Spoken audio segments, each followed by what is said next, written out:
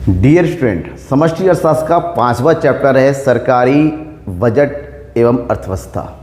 सरकारी बजट का अर्थव्यवस्था में क्या रोल है, सरकारी बजट को बनाया कैसे जाता है, सरकारी बजट के प्रमुख अंग कौन कौन से होते हैं, सबसे इम्पोर्टेंट सरकारी बजट के उद्देश्य क्या है, आखिर बनाया ही क्यों जाता है। क्योंकि सरकार को देश चलाना है तो देश चलाने के लिए हर एक चीज़ की उसकी हर एक गतिविधियों का लिखित विवरण होना चाहिए। तो सरकार को देश चलाने के लिए बहुत सारे विकास कार्य करने पड़ते हैं, जिसके लिए पैसे चाहिए। तो पैसों का आना और पैसों का खर्च करना, इससे संबंधित प्रॉपर हिसाब किताब का होना चाहिए, जो कि आगामी वर्ष के लिए होता है। तो सरकार इसके लिए प्रत्येक वर्ष बजट तैयार करती हैं। बजट का मतलब होता है एक ऐसा विवरण जहां पर सरकार के अनुमानित आय और सरकार के अनुमानित व्ययों को प्रॉपर वे में बिंदु बार लिख कर रखा जाता है, उसको संसद में पेश किया जाता है। जैसे अभी जुलाई सरकार के जो न्यू इलेक्शन होने के बाद जुलाई में सरकार की तरफ बजट पेश किया गया और संसद में बजट से संबंधित तमाम जो है चर्चाएँ चली, बजट पारित किया गया। अब मतलब वो देश में लागू होने के लिए तैयार है। तो सरकार को देश चलाने के लिए तमाम गतिविधियां करने के लिए पैसों की आवश्यकता होती है। इसके लिए सरकार अलग अलग सोर्सों से पैसों को कलेक्ट करती हैं और उसको फिर अलग अलग तरीके से अलग अलग क्षेत्रों में पैसे को खर्च करती है। तो सरकार का पैसे का वसूल करना और पैसे को खर्च करने से संबंधित जो स्टेटमेंट बनता है उसी को बजट के नाम से जानते हैं। और बजट क्यों बनाया जाता है, इसके पीछे प्रमुख उद्देश्य होता है। तो आज की इस पूरी क्लास में मैं आपको बजट यानी कि सरकारी बजट और बजट के प्रमुख उद्देश्यों के बारे में बताने वाला हूं कि सरकार आखिर बजट को क्यों बनाती है, इसके पीछे प्रमुख उद्देश्य क्या है। तो सबसे पहले तो आपको ये समझना पड़ेगा आखिर बजट कहते किसे हैं। उसके बाद हम समझेंगे बजट के उद्देश्य क्या है।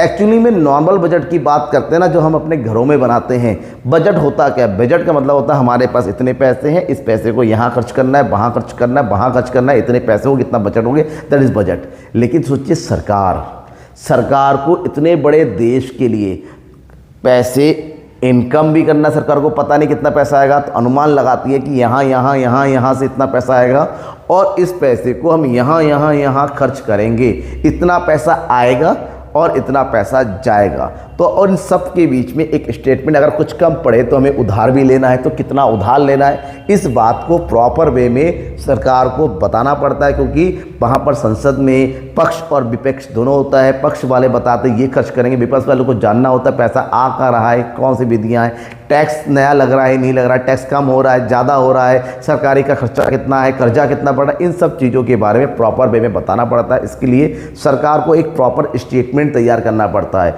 और सरकार के द्वारा इसी स्टेटमेंट को हम क्या बोलते हैं, बजट कहते हैं। बजट किसी भी देश की अर्थव्यवस्था का एक अत्यंत महत्वपूर्ण हिस्सा होता है, जिसके अंतर्गत उसके वित्तीय मामलों की योजनाओं को बनाने और उसको नियंत्रण करने के संबंधित लेन देन और लेख होता है।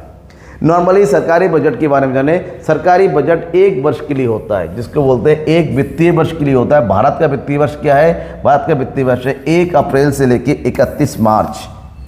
कब से होता है? 1 अप्रैल से लेकर 31 मार्च भारत का वित्तीय वर्ष है, जिसके अंतर्गत सरकार के तमाम आयों और व्ययों का विवरण दिया जाता है।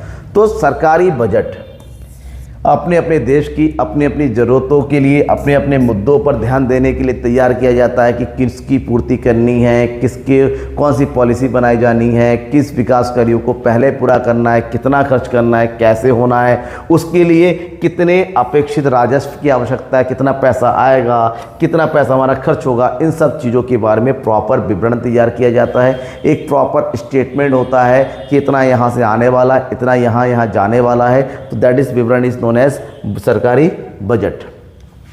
तो सरकारी बजट जब बनाया जाता है, इसके कुछ प्रमुख पॉइंट्स हैं, इसको ध्यान में रखा जाता है। सबसे पहले सार्वजनिक व्यय। सरकारी बजट में सरकार बजट बनाती ही इसलिए है क्योंकि सरकार को देश चलाने के लिए व्यय करने पड़ेंगे। तमाम तरीके के व्यय होते हैं, जैसे सरकारी कर्मचारियों को वेतन देना है, जो कर्जा लिया उसको इंटरेस्ट देना है, सड़कें बनवानी है, पुल बनवाने हैं, ठीक है। इसके अलावा पेंशन देना है, सब्सिडी देनी है, स्कॉलरशिप देना है। इसके अलावा बहुत गरीबों के लिए घर बनाना है, गरीबों को अनाज देना है, कहीं पर कोई जो है प्राकृतिक आपदा आ गई उसके लिए फंड प्रोवाइड करना है, डिफेंस सिक्योरिटी में खर्च करना है, देश की रक्षा के लिए फौजियों की भर्ती करनी है, वहाँ पर खर्च करना है, न्यू टेक्नोलॉजी करनी है, स्पेस में खर्च करना है, शिक्षा के लिए खर्च करना है। मतलब देश चलाने के लिए तमाम खर्चे होते हैं, सैकड़ों टाइप के खर्चे होते हैं। और उन सभी सरकार देश की विकास के लिए सरकार जो भी खर्च करती हैं उसको बोलते हैं सार्वजनिक व्यय। सार्वजनिक व्यय फिलहाल हम ये मान के चलते हैं दो तरह के होते हैं, एक होता है विकासात्मक व्यय और एक होता है गैर विकासात्मक व्यय। लेकिन जो भी व्यय होता है, चाहे वो देश की देखभाल करने के लिए हो, चाहे शिक्षा से संबंधित हो, चाहे रक्षा से संबंधित हो, जो भी सरकार के द्वारा किया जाता है उसको हम सार्वजनिक व्यय के नाम से जानते हैं। बेसिकली इसमें व्यक्तियों को सामाजिक सुरक्षा का भुगतान, ऐसे अन्य हस्तांतरण, इसके स्कॉलरशिप वगैरह, उद्योगों को सब्सिडी देना है, वाणिज्यिक कंपनियों को सब्सिडी देना है। तो ये सभी जो पेमेंट सरकार के द्वारा होता है, चाहे विकास के लिए हो गैर विकास के लिए, वो सार्वजनिक व्यय के अंतर्गत आता है। दूसरा होता है राजस्व रेवेन्यू। भाई सरकार को व्यय करने हैं तो व्यय करने के लिए आय भी तो होना चाहिए। तो सरकार अलग अलग स्रोतों से आय की प्राप्ति करती है। तो सरकार को जो भी आय की प्राप्ति होती है वो अलग अलग सोर्स से, अलग अलग साधनों से, उनको हम राजस्व के नाम से जानते हैं। सरकार चाहे वो कर के माध्यम से हो, चाहे वो गैर कर के माध्यम से हो, चाहे सरकार की कंपनियों को चलाने के माध्यम से हो, चाहे लोन के माध्यम से हो, चाहे किसी प्रकार से हो।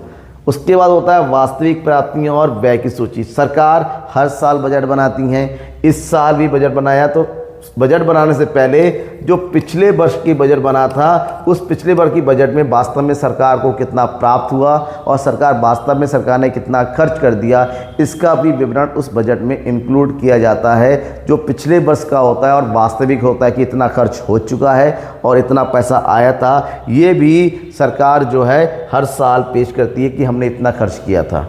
फिर अर्थशास्त्र सरकारी बजट, आगामी वित्तीय वर्ष के लिए वित्तीय नीति का खुलासा किया जाता है। मतलब सरकार जो बजट बनाती है, बजट संबंधी अपनी नीति को भी बताना होता है कि बजट में हम नई इस प्रकार की नीति कि हम जो है नए प्रकार के टैक्स लगा रहे हैं या नहीं लगा रहे हैं, टैक्स बढ़ा रहे हैं या घटा रहे हैं, ठीक है, हम व्ययों को किस प्रकार से व्यय करने वाले हैं, सार्वजनिक व्यय में प्रशासनिक व्यय घटाने वाले हैं नहीं घटाने वाले, लोन लेंगे या नहीं लेंगे, इन तमाम चीज़ों के बारे में सरकार को पहले ही बताना होता है, पहले ही तय करना होता है, जिसको सरकारी बजट के असास के नाम से जाना जाता है। अब आते हैं हमारे मेन पॉइंट पे। सरकार बजट बनाती है, हमने ये समझ लिया कि आयों और व्ययों के विवरण को दिखाने के लिए। आखिर ऐसा जरूरी ही क्यों है सरकार को आयों का विवरण बनाना पड़ता है, सरकार के द्वारा किए जाने वाले व्ययों का विवरण बनाना पड़ता है? तो इन सब के पीछे प्रमुख उद्देश्य होता है कि सरकार को देश का विकास करना है और देश के विकास करने के लिए कुछ बातों को ध्यान रखना है, जिसमें इसको बोलते हैं सरकार के बजट के उद्देश्य। अगर सरकार के उद्देश्यों को समझें, इसका पहला मेन उद्देश्य तो होता है देश का आर्थिक विकास करना, देश की जीडीपी को बढ़ाना, रोजगार को बढ़ाना, देश में स्थिरता संतुलन को बनाए रखना। लेकिन इसके बावजूद भी बिंदु अगर इसको पढ़ेंगे पॉइंट टू पॉइंट तो कुछ प्रमुख उद्देश्य होता है। सबसे पहले सरकार के द्वारा अपने बजट के माध्यम से संसाधन पुनर्आवंटन को सुनिश्चित किया जाता है। इसको इंग्लिश में बोला जाता है रीअलोकेशन ऑफ रिसोर्सेज। सरकार अपने देश में जो भी उत्पादन के साधन होते हैं, उत्पादन के साधनों को समान वितरण को सुनिश्चित करती हैं। देखिए क्योंकि देश के अंतर्गत उत्पादन के विभिन्न क्षेत्र हैं और इसको प्रमुखतः दो क्षेत्रों में बांटा जाता है, उत्पादन करने के निजी क्षेत्र और उत्पादन करने के सार्वजनिक क्षेत्र। ठीक है, निजी क्षेत्र का प्रमुख उद्देश्य होता है लाभ अर्जित करना, जबकि सार्वजनिक क्षेत्र का प्रमुख उद्देश्य होता है सामाजिक हित के लिए काम करना, सामाजिक हित के लिए काम करना। तो सरकार अपने बजट में ये सुनिश्चित करती है कि निजी क्षेत्र और सार्वजनिक क्षेत्र दोनों को ही उत्पादन के साधन समान रूप से वितरित हो, ताकि ना देश में लाभों की कमी आए, ना ही सामाजिक हित में कोई कमी आए। इसी प्रकार की एक समानता बनाए रखने के लिए, समान रूप से संसाधनों के वितरण के लिए सरकार अपने बजट में विशेष नियोजन करती हैं, योजनाएं तैयार करती हैं। दूसरा उद्देश्य होता है आय और धन में अंतर कम करना। इसको बोलते हैं आयों का पुनर्वितरण। सरकार अपने बजट के माध्यम से ये सुनिश्चित करती है कि आयों का समान वितरण हो, आय का क्या हो, समान वितरण हो। यहाँ पर आय के समान वितरण का मतलब ये नहीं कि सबसे लिया जाएगा फिर इक्वल तरीके से बांटा जाएगा। यहाँ पर आय के समान वितरण का सीधा मतलब होता है कि देश में जो दो वर्ग होते हैं, एक अमीर वर्ग और एक गरीब वर्ग, इन दोनों के बीच में जो आय की असमानता है उसको कम किया जाए, यानी कि आय के बीच का जो अंतर है उस अंतर को क्या करना है, कम करना है। तो सरकार की कोशिश होती है कि गरीब और अमीर के बीच में बहुत ज़्यादा अंतर ना हो। इसके लिए सरकार क्या करती है, अमीरों के ऊपर टैक्स को बढ़ा देती है, जबकि गरीबों के कल्याण के लिए उस टैक्स को खर्च करती है। गरीबों पर टैक्स को घटा दिया जाता है या फिर टैक्स को शून्य कर दिया जाता है, और अमीरों से टैक्स लेकर गरीबों के कल्याण पर खर्च किया जाता है ताकि गरीबों की परचेजिंग पावर को बढ़ाया जा सके। तो सरकार बजट के माध्यम से ही ये सब क्रियाएं करती हैं ताकि गरीबों का भला हो और अमीरों से ज़्यादा टैक्स लिया जा सके।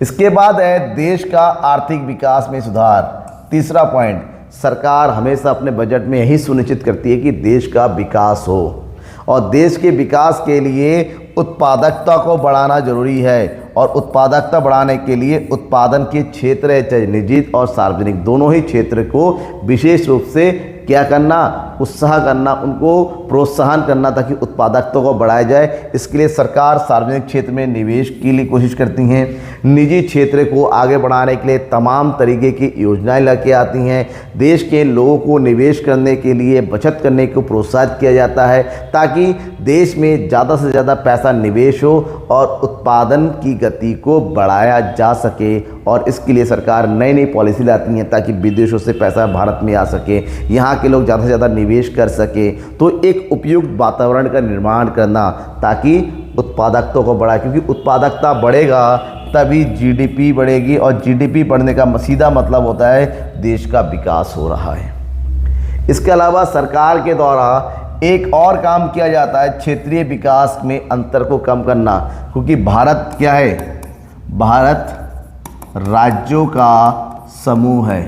भारत में बहुत सारे राज्य हैं, भारत के राज्य हैं, केंद्र शासित राज्य है, जिसमें कुछ राज्य समृद्ध है जबकि कुछ राज्य जो है अभी भी कहाँ पर है, पिछड़े हैं, समृद्ध और पिछड़े वर्ग के। तो जो पिछड़े राज्य है उनको भी विकास की धारा में साथ में जोड़ना सरकार का प्रमुख उद्देश्य होता है। तो पिछड़े राज्यों को विशेष रूप से उनको आगे बढ़ाने के मौके दिए जाते हैं ताकि ये भी आगे बढ़ सके, और ख़ासकर ऐसे क्षेत्रों का विकास पर ध्यान दिया जाता है जो अभी भी समाज में बहुत पिछड़े हैं। तो सरकार बजट के माध्यम से इन पिछड़े एरियाज़ में और जो समाज में असमानता चल रही हैं, क्षेत्रवार असमानता, उसको कम करने के लिए योजनाएं लाती हैं। जैसे निजी क्षेत्रों कहा जाता है कि अगर आप इस पिछड़े क्षेत्र में अपने उद्योगों को स्थापित करते हैं तो आपको विशेष छूट दिया जाएगा, करों में कमी की जाएगी, सस्ते दर पे बिजली पहुंचाई जाएगी ताकि वहां पर उत्पादन क्रिया हो सके और पिछड़े क्षेत्र को भी आगे लाया जा सके। इसके अलावा सरकार का एक और उद्देश्य होता है रोजगार में वृद्धि। सरकार अपने बजट में ये सुनिश्चित करती हैं कि देश में रोजगार के अवसर बढ़े, रोजगार के अवसर बढ़े। और रोजगार के अवसर के बढ़ने का मतलब ये नहीं कि सबको सरकारी नौकरी मिलेगी। सरकारी नौकरी देना एकमात्र उद्देश्य नहीं होता है, रोजगार के अवसरों के बढ़ाना उद्देश्य होता है। रोजगार के अवसर किसी भी प्रकार के हो सकते हैं, चाहे वो स्वरोजगार के अवसर हो, चाहे वो कृषि में रोजगार के अवसर हो, चाहे वो निजी रोजगार हो, चाहे वो सार्वजनिक रोजगार हो, चाहे वो सेवा के क्षेत्र में हो, चाहे वो उत्पादन के क्षेत्र में हो, किसी भी तरीके से रोजगार बढ़ना चाहिए। और सरकार इसके लिए सार्वजनिक व्ययों में बढ़ाती हैं, नई पॉलिसी लाती हैं, नई नीतियां बनाती हैं। जैसे मनरेगा की योजना लाई गई है ताकि ग्रामीण क्षेत्र में जो है ज़्यादा से ज़्यादा जो है लोगों तक उसकी आयु को बढ़ाया जा सके। सरकार पुलों का निर्माण करती है, सार्वजनिक व्यय करती है, सार्वजनिक निर्माणों पर ध्यान दिया जाता है, ठीक है, या फिर निजी क्षेत्रों को सब्सिडी दिया जाता है, प्रोत्साहन राशि दिया जाता है ताकि ज़्यादा से ज़्यादा उत्पादन बढ़े, और उत्पादन बढ़ने से रोजगार का भी सृजन होता है। इसके अलावा अर्थव्यवस्था में स्थिर बनाए रखना सरकार का एक प्रमुख उद्देश्य होता है, क्योंकि देखिए स्थिरता बनाए रखना, क्योंकि देश में संतुलन का होना आवश्यक है, और संतुलन अगर नहीं होता है तो दो स्थितियाँ उत्पन्न हो सकती हैं। एक है मुद्रास्फीति और दूसरा होता है मुद्रा अपस्फीति। तो मुद्रास्फीति और मुद्रास्फीति दोनों ही देश के लिए सही नहीं है, क्योंकि अपस्फीति की स्थिति में मंदी आ जाती है, उत्पादन कमी हो जाती है। अपस्फीति की स्थिति में देश में महंगाई आ जाती है। तो महंगाई और मंदी दोनों ही देश के लिए बहुत ज़्यादा घातक है, और देश की सरकार अपने बजट में ये सुनिश्चित करती है कि अगर इन दोनों में से कोई भी स्थिति आती है तो उसको किस तरीके से पूरा। नॉर्मली मुद्रा अपस्फीति की स्थिति बहुत ही ज़्यादा घातक हो तो वो तो आने नहीं दिया जाता है, लेकिन स्फीति की स्थिति आती है उसको भी कम करने की कोशिश की जाती है।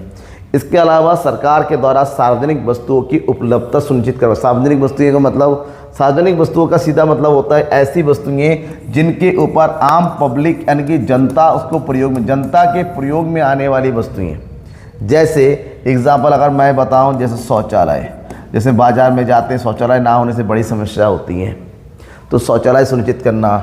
इसके अलावा ड्रेनेज की फैसिलिटी होती है, इसके अलावा नालियाँ बनवाना, इसके अलावा सड़क बनवाना, इसके अलावा सड़कों पर स्ट्रीट लाइट लगवाना, पार्क बनवाना, गांव मोहल्ले की सड़कें, गांव मोहल्ले में जो है उनके घरों को अच्छे घर मिले, ये सब चीज़ें सुनिश्चित करना ताकि लोगों की सुविधाएं बढ़ सकें। कौन करेगा? सरकार का दायित्व। ये निजी क्षेत्र का काम नहीं है कि सार्वजनिक सुविधाओं को बढ़ाना, ये सरकार का काम होता है और ये बजट के माध्यम से ही हो पाता है। समझ में आ गया? ये था प्रमुख उद्देश्य सरकार के बजट के। तो आपको क्या लगा? कोई डाउट होता है किसी प्रकार के, कोई एक पॉइंट्स छूट गया, नहीं छूटा, कोई भी चीज़ है, किसी भी तरह का आपके मन में सवाल है, डाउट है, शंका है, तो उसको सॉल्व करने के लिए मैं हूँ। बस अपने कमेंट बॉक्स में उसको लिख कर बताइए। तब तक के लिए थैंक यू एंड बाय।